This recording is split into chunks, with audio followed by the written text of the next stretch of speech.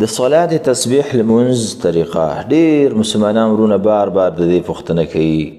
نو د صلات تسبیح لمونځ اسانه او مختصره طریقه ده چې دا 4 رکعات دي او په هر رکعت کې 15 پیری دا ذکر ویل کول پکار دي.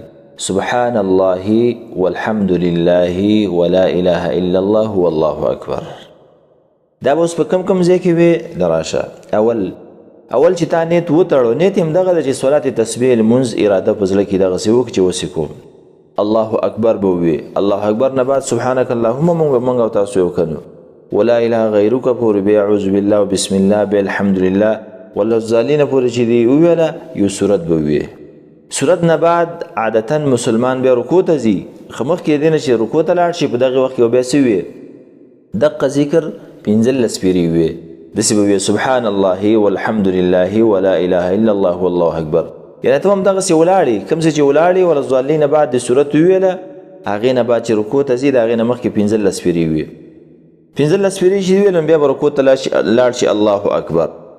د رکوع کې بیا لس پیری به وي سبحان الله والحمد لله ولا اله الا الله والله اکبر. بیت چې رکوع نه پاتېدلې سمع الله لمن حمده ربنا ولك الحمد حمدا كثيرا طيبا مباركا فيه چې دی ویله بیا لزلی وي هم دغه ذکر. بیا چې دینه بعد سجدې ته لاړې په سجده کې به هم لزلی وي. بیا چې د سجدې نه بعد کېناستلې دو سجدو منځ کې چې دا قاعده ده دقیقې کې به هم لزلی وي. بیا د سجدې ته چې لاړې هم لزلی به وي.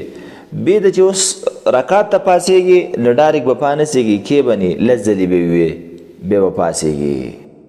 نو دا په دقه کیفیت په باقي رکعتونو کې 4 رکعاتو کې هم دغسې وکړه.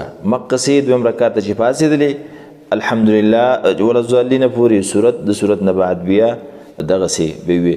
نو دا د رکوع نه مخکې چې کوم دی 15 ځلې دی او نور ټول لس ځلې دی. نو دا 15 په یو رکعت کې جوړیږي. دغه طریقه د عزتمندو.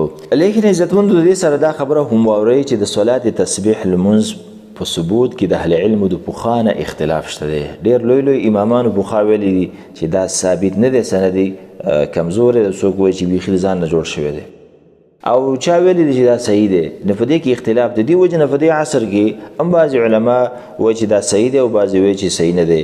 څوک یو پسې تللی دي او څوک بل پسې تللی دي.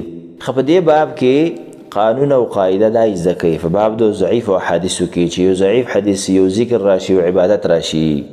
جمهور اهل علم وایي که چېرته دا د دین اسلام د اصول او قواعدو خلاف نه و دغه عمل بلکې په هغې کې د هغې ثبوت ښکاره کېده د اسلام د دین اسلام د اصولو سره موافق و نو بیا داسې ذکر او عمل باندې سړی عمل کولی شي په باب د فضایلو کې.